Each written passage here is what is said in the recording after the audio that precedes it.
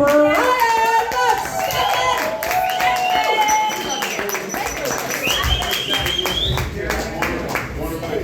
to go. Bring up the fat bald guy after the fucking model. That was fucked up. That was a perfect setup. Okay, I see how it's going to be. Now I'm going to work extra hard on this shit. That's amazing. No. Before I get going too far into my set, guys, I just want to address the elephant in the room right away. Yes, ladies, I'm single. Thank you for the one woo. The rest of you can go fuck yourselves. That was harsh, all right? It's like, how can alopecia Santa Claus not have a date? That's messed up, seriously. No, man. I'll tell you guys, the New Year's gone? Are the New Year's here? Last year was a bitch, right? The last week was the worst for me. It was a really rough year, but the last week was super bad because a couple days before Christmas, I got a call from my bank saying that there was suspicious activity on my account, and they were going to close up my account so I couldn't do any more shopping until they sent me a new card. I was like, well, what was the activity? They said, yeah, it looked like you joined a gym.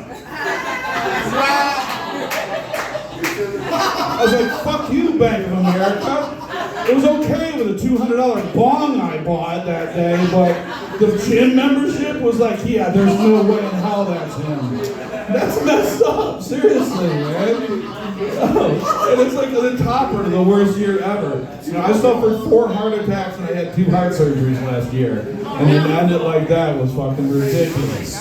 Yeah. So I'm really happy to be here with you guys tonight. I'll tell you, man, it made me look at the world differently. I look at things a lot differently now. I started looking back at my childhood, and I kind of missed some stuff. So I remembered some stuff that I really missed. And I know a lot of comics talk about, like, the kids today and how, like, spoiled they are and all that shit.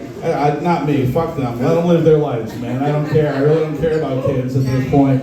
I look at myself and I had a great childhood. I had a really great childhood. I mean, it was really fucked up, but it was still a great childhood, all right? And I look at the weird things I miss, I miss some really weird things. Put it this way, guys, the things I miss, any parent in here would be in jail for allowing it to happen at this point, seriously. Because I miss things like, standing in line for 3 days to get concert tickets, and the people we met, and the drugs we did. Yeah, it's amazing, right? I miss that shit. I miss, convincing my parents that the guns and beepers that I carried were school issued. It's crazy. I miss all kinds of shit. I miss having the same clients as my father. My father was a probation officer, and I was a drug dealer.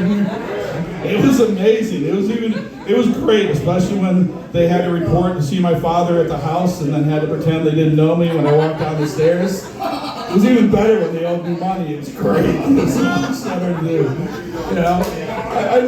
There's quite a bit that I miss. I wish I could remember a lot of it, but I miss going out and I miss Devil's Night. You guys know what Devil's Night is? You guys here call it Mischief Night. Mischief Night is where you guys go out and TP and egg your neighbors' houses and stuff like that. It's cute. It's adorable. I love that. I'm from Detroit. We have Devil's Night. Devil's Night is where we set our neighbors' houses on fire. Yep, and then sit back and enjoy the glow of the city with the 400 fires that are going on. I mean, that's on average. That's what we do in Detroit.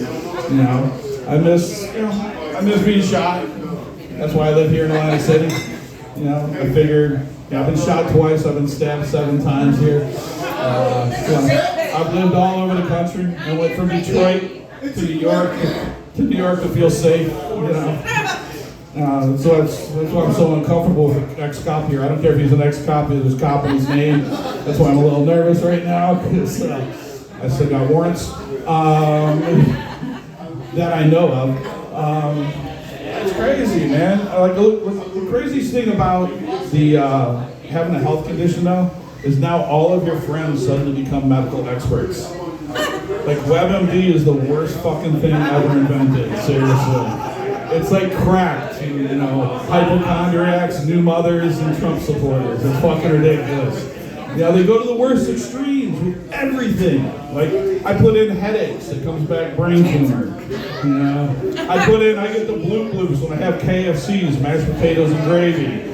Automatically it comes back runny stools, a sign of prostate cancer, my friend. Get rid of that.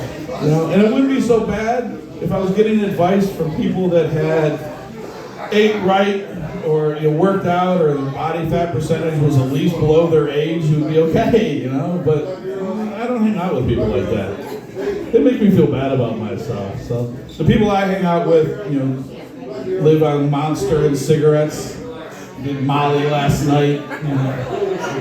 Didn't get the injection for the COVID because they thought they were trying to put trackers in us like puppies. And taking dating advice or medical advice like that from people like that, it's like taking dating advice from Jeffrey Dahmer. It's just not a good idea. It's just not. It's just don't want to do that. My doctor's messing with me now. I'm pissed. I went to my doctor the other day and asked him for a prescription for Viagra.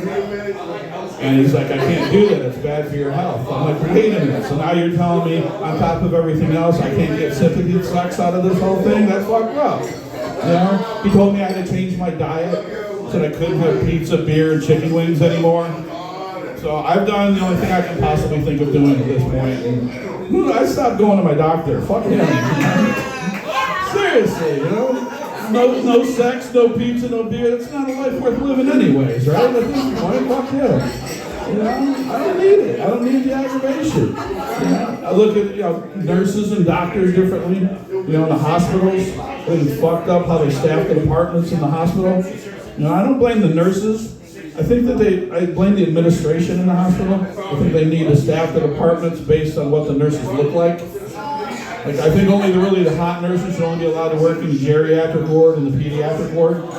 So you have something nice to look at when you come into the world and before you leave the world. Putting models in the cardiac wing, that's not cool. I'm sorry, it's not. You send a girl, the first girl they send in to take my vital signs, look like Gwen Stefani, tell me to get naked and get into bed, and then question why my heart rate is spiking. Really? Fuck you. All I can think of is this is bananas, guys. Yeah, that's bananas. That's it. Yeah. Seriously, man, it got worse. They sent me in this basement. Sent me in this dark room. The hottest girl I've ever seen came walking out of the back room. There's smoke coming out behind her and everything. I was like, it was amazing. Her scrubs were so tight I could read her tattoos through her clothing. Seriously, she had his tattooed on one tit, hers tattooed on the other tit. Theirs tattooed on her belly with an arrow pointing down. I was like, oh my God, this is the start of my favorite porn series. Genital Hospital. It's amazing. If you guys haven't seen it, it's the start of season 7. Sorry. Brian talking take 2. Alright. Yeah, it was crazy, man. She laid me on a metal table, put lubricant all over my throat, and then proceeded to choke me with a thing that looked an awful lot like a dildo. At least in my mind it did at that point. Because at that point, I don't remember much because there was a whole lot more spiking than just my heart rate at that point. So, and it wasn't just her, the scrubs were that way. I don't know if there's any nurses in here. Did you guys get a new designer or something for your scrubs? Because my ex-wife was a nurse, and I'm sorry, she never looked hot in scrubs, ever.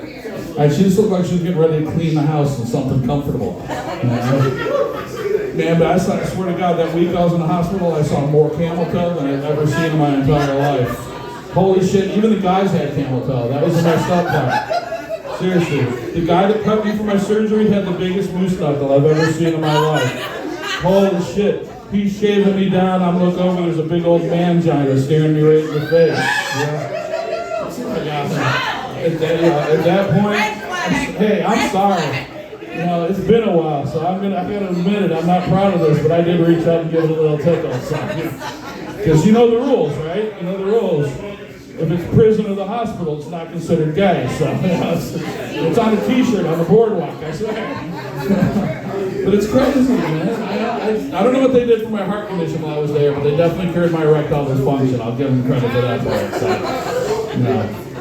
And all the guys visiting from the Midwest, guys, I got some words of advice for you guys tonight, all right? Listen up. This is important. I wish they had shared this with me when I first moved here, okay? There's 3 things you have to remember when you're down here in Atlantic City, okay?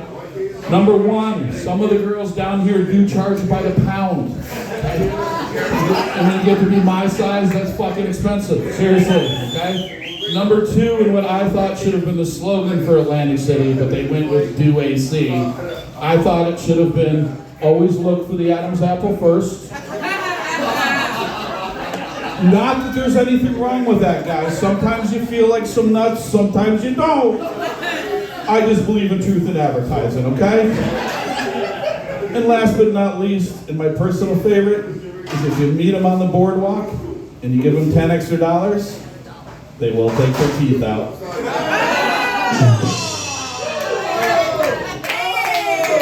Do not be so grossed out, guys. You have not lived until you've had a gummer. I'm telling you right now, okay? And the second you do, you're going home, you're throwing out your girl's toothbrush and praying for gingivitis, because that shit is that good. All right, guys, that is my time.